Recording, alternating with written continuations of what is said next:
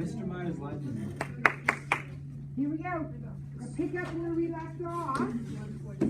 So we are ready for one of the big problems. We're going to do x minus 2y to the fourth power. All right, who remembers how we start this? Michael is here now.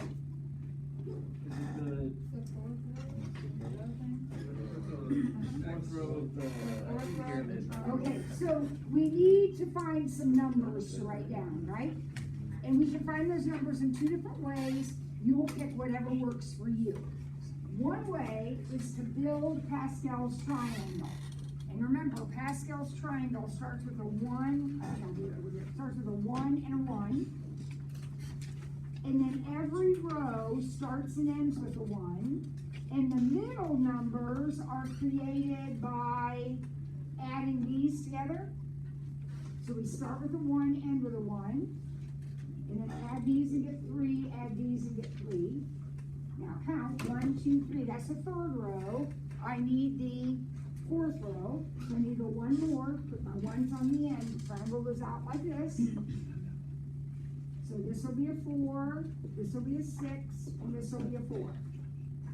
So that's one way to get those numbers. You have to have those numbers. So you can get them by building the triangle. That's not bad if you're going to the 4th. But if you were going to the 14th, that would be not good. So the other way of finding those numbers, remember, if you want the 4th row, they're the 4C numbers. So 4C4, 4C3, 4C2, 4C1, 4C0. Whatever row you want, in this case, the 4th, you can do it by 4C. And you start with 4C4, 4C3, 4C2. If you wanted the 14th row, 14C14, 14C13, and on and on and on and on until you get down to 14C0. That's when you stop. All right, so one way or the other, you'll have a calculator for this. So one way or the other, you're going to come up with the numbers. Once you come up with the numbers, you write them down. All right, so 1, 4, 6, 4, 1. And we're going to go clear across the page, because we don't want to cram it up, because then you have a hard time separating the terms and knowing what goes with what. All right, who remembers what we do after we find the numbers now? Put the letters on. And the letters come from the problem. So next to each of the numbers, I'm going to put in individual parentheses x and negative 2y. X and negative 2y. X, negative 2y. X, negative 2y. And x, negative 2y.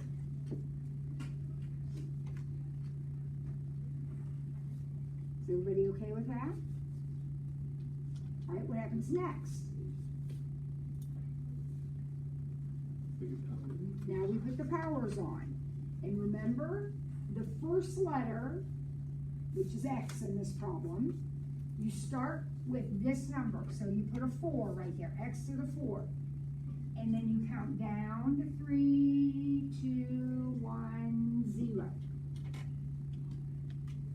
And then do the same thing with the y's from the other end. And notice that in each term, look at your exponents. What do they add up to? The exponents add up to 4. They always will. Well, they'll always add up to that number. Okay? So keep that in mind. If they don't, then you're off somewhere. You need to go back and check it.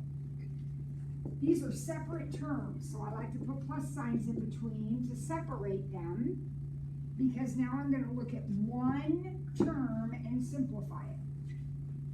Remember that anything to the 0 power is 1, so I can disregard it, and this thing is just x to the 4th.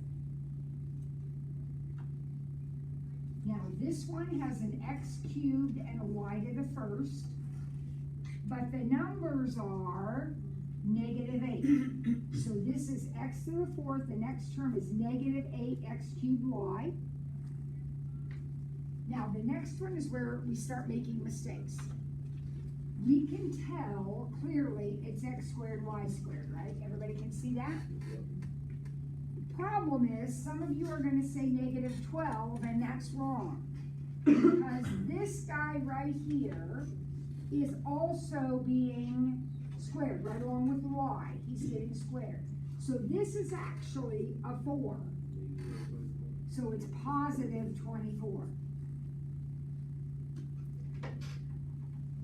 Similarly, I can see here, this is going to be an xy cubed. I can see that. But this is not a -2. This is -2 cubed. -2 times -2 times -2. So it's actually -8. So this is a -32 x cubed y. Are you following, guys? And then the very last one, remember, anything to the 0 is 1. But it's not -2y to the fourth. It's y to the fourth, but it's -2 to the fourth. -2, -2, -2, -2, which is positive 16. And that's your last term. Now, a lot of the homework that I've turned back has had errors in that process. Does anybody have a question about what I just did? Okay, now the next one is similar, except we're not doing the whole thing, thank goodness, because it's to the 7th power. Could we do this the same way we did this one? Could we work it out the same way? Yes. And if we did, we would have a string of numbers that either come from the triangle or from the C numbers, right? Now, I do not want to build this triangle to the 7th row. You can, that's your option. I'm going to think of my C numbers. This is to the 7th. So the first number would be 7C7, 7C6, 7C5. Which term do I want? The third. So that's it. This is the one I want, right? So I'm going to type in my calculator. I should know that. Is that 21? Yeah. 7C5 is 21. So the number I need is 21.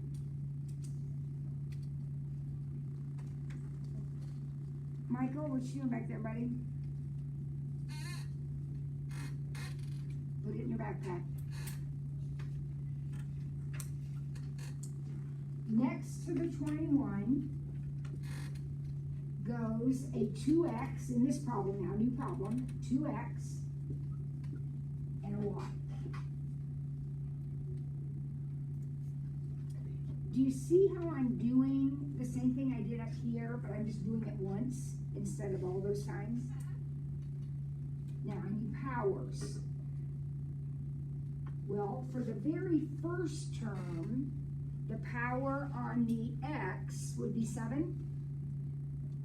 Here it would be 6, and here it will be 5. So the power on my x is 5, which automatically means the power on my y is going to have to be 2, because they got to add up to 7. I know this term is going to have an x to the 5th and a y squared. Its number is not 21 times 2. Its number is 21 times 2 to the 5th, which is 32. So 21 times 32 is 672. There is the third term of the expansion. Okay, what's the test look like? Just like a practice test. So you're going to have to do a problem like this. Was your hand up, Kennedy? Yeah, why did you only go to 7C5? Because the question said, find the third term. Okay. So once I get to the third, I could keep going, but it's kind of dumb to go more because I don't need it, right? Okay? How did you get 21 on the side of the field? That was 7C5. I know that in the 7th row, the numbers I'm going to use are 7C7, 7C6, 7C5, 7C4, so on and so on and so on. The third one, which is the one the problem asks for, is right there. Type that in on your calculator.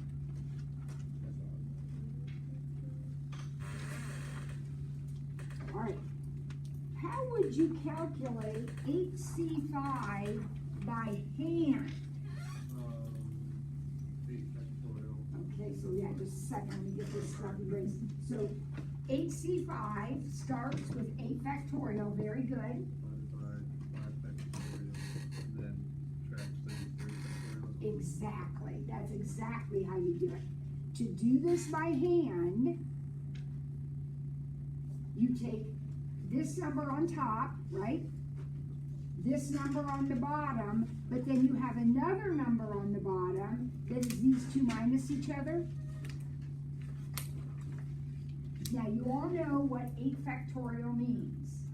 It means 8 times 7 times 6 times 5 times 4, all the way down to 1, right? And 5 factorial, all the way down to 1, times 3 factorial. What always happens in these problems, kids, every single one we've ever done, what happens? A bunch of stuff cancels. So from the 5 on is going to cancel. So on top, you're left with 8, 7, and 6. That's all, because from 5 on is gone because of this. But you also have on the bottom that extra 3, 2, 1. What's 3 times 2 times 1? 6, which will cancel with that 6. So the answer to the problem is 56.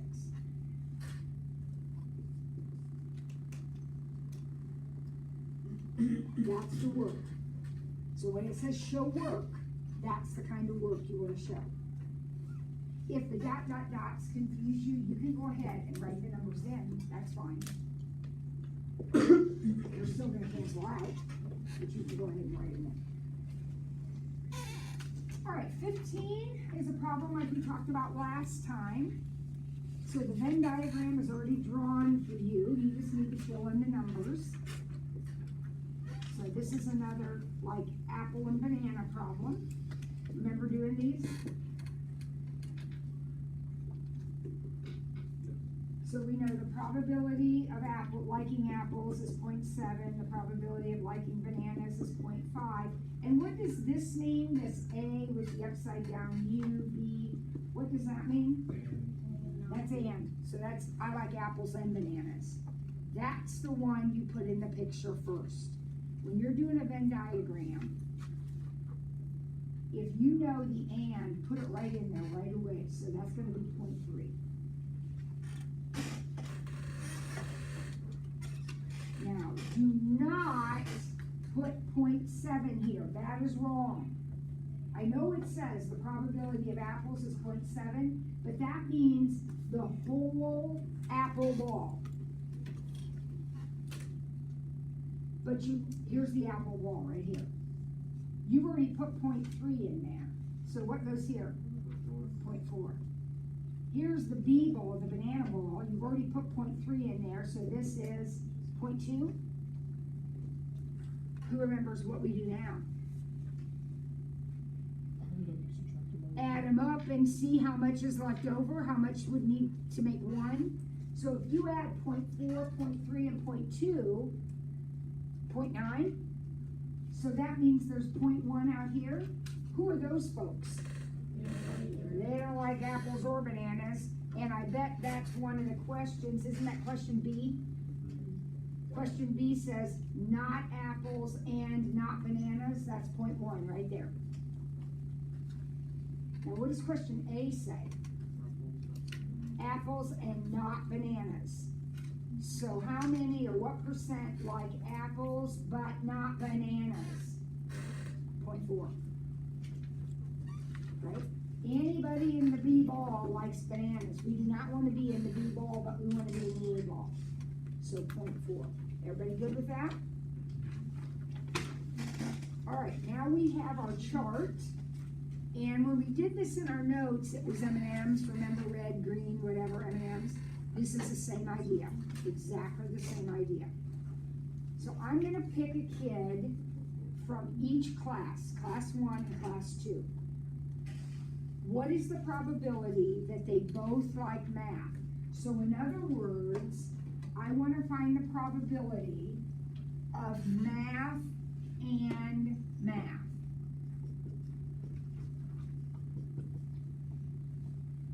Okay, so what's the probability class 1 likes math? 0.6. 60%, 0.6. How about class 2? 0.4. That like math, right? 0.4. Now, what do I do with those two numbers? Multiply, because it's an and. You'll have your calculator, use it, so you don't make careless mistakes. 0.24. That's the probability that they both like math. If you are more comfortable saying 24%, that's fine. It's zero difference. 24% is fine. What's the probability that class 1 likes math and class 2 likes science? So class 1 likes math is 0.6, right? And class 2 like science is 0.2. So that's going to be 0.12, 12%, 0.12. Neither will like art. All right, so look at class 1. What's the probability that neither will like art? Class 1? Oh, class 1. I think it's 90%, isn't it? Okay, do we all understand that? 0.1 likes art, so 0.9 picks something else, right? So that's going to be 0.9. What about class 2? 0.9. So that's 0.81. That's not art and not art. It says neither likes art. So nobody, class 1 doesn't like art and class 2 doesn't like art. One will like science and the other one will like English. So we want a science and an English. But wait a minute. Does it say that the first one has to be science and the second one has to be English? Does it say that in the problem? So could it also be English and science? So in other words, it could be this one or it could be this one, right? To get an English and a science? All right, so let's do the first one. Science and English, so science from the first one is 0.1. English from the second is 0.3. And I'm going to multiply those, so I get 0.03.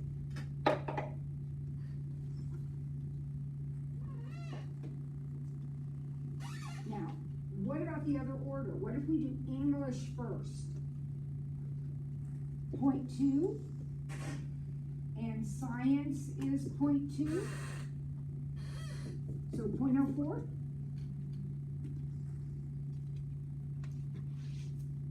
Now, what do I do with those two numbers? I add them because it's an OR. So the answer to the problem is 0.07. I really, really need you to quickly look at problem number B and problem number D. B talks about first one likes math, and the second one like science. Do you see how that's a one-part question? But D just says I need one of each, so that's a two-part question.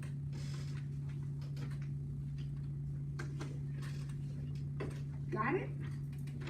All right, let's crank through as much as we can of practice test 2.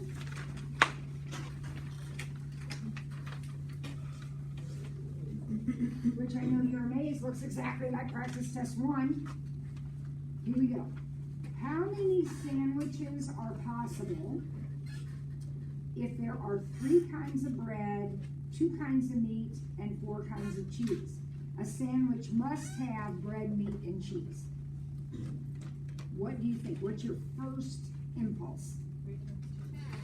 If that's your first impulse, you are right on target. She said 3 times 2 times 4. Kids, this is identical to the jumpers and shirts problem. I gotta pick a jumper and a shirt, right? I have 4 jumpers, 8 shirts, 4 times 8. This is I have to pick bread and meat. It's exactly the same thing. I have 3 options. I have 2 options. I have 4 options. Altogether, I have 24 possible sandwiches. How many ways can 10 different chairs be arranged in a row? 10 factorial. And I'm embarrassed to admit I can't remember that number.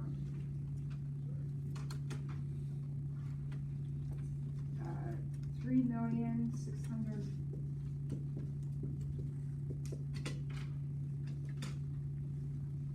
Yeah. Everybody okay? What if they were seated in a circle? 9 factorial, right? Everybody remember that from yesterday, the last time? All right, how many ways can you answer 5 multiple choice questions? Here are your 5 multiple choice questions. And each question has 4 options. So A, B, C, D. Okay? What do you think?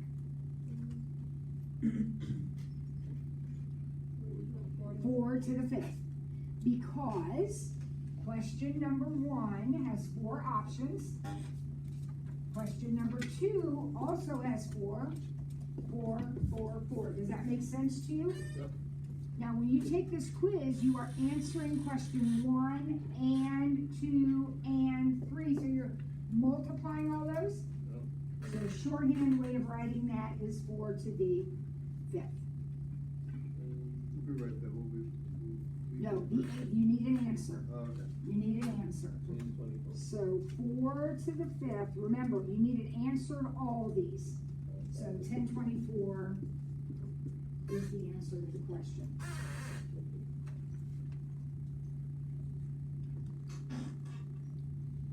Okay, all right, next. How many ways can I give away 4 identical blue markers to 4 different kids in a class of 12?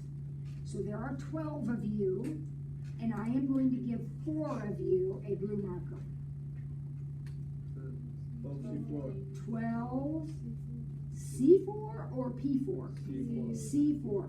And it's 12 C4 because the prizes you are getting are the same. If I were giving away a marker, a pencil, eraser, and a calculator, that would be a P problem. Do you see the difference? Yeah. All right, so I got to type it on my calculator. I got 495.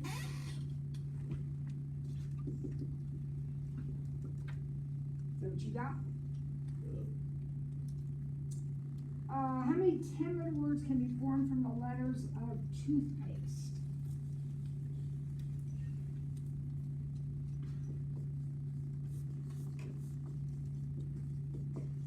What do we start with? 10 factorial. There's 10 letters. Count them up. There's 10. Now, what do you notice? We've got 1, 2, 3 T's. Yep. So I'll keep track of that. 2 O's. Let's see. HPA Rodriguez, is that it? So I'm gonna type this in, everybody type it in, let's see what you come up with.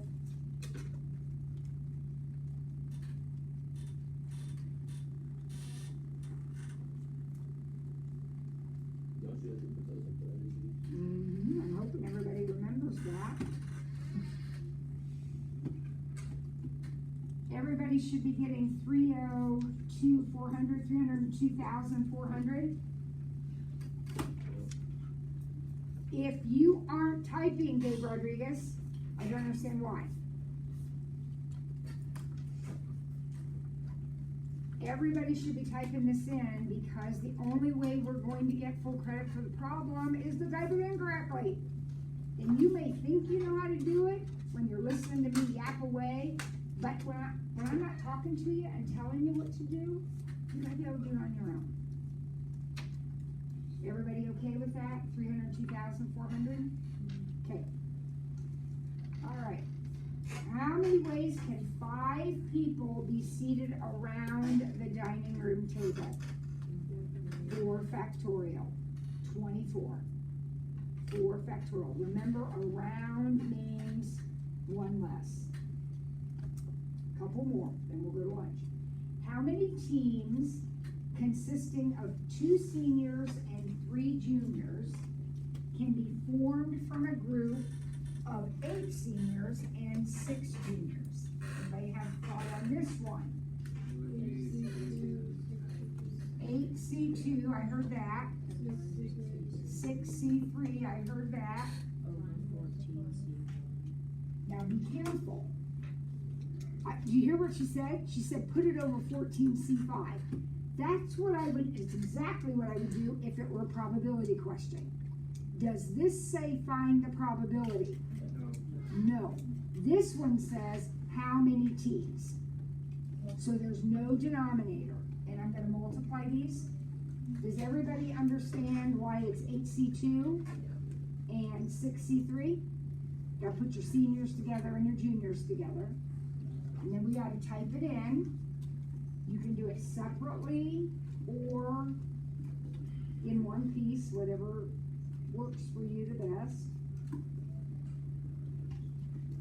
I got 560.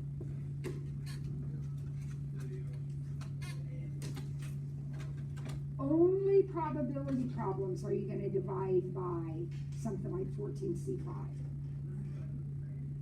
All right, speaking of which, number 8, last one, we'll go to lunch. What is the probability of being dealt a 4-card hand that is composed of all red? Now this is a probability. It is a 4-card hand, so the denominator is 52C4. And what goes in the top? 13C4. Not 13C4, 26C4. Now 13C4 would be if it said all diamonds, but it says all red. So we can type this in. This is probably going to be a little number, or it won't be as little as some of ours have been.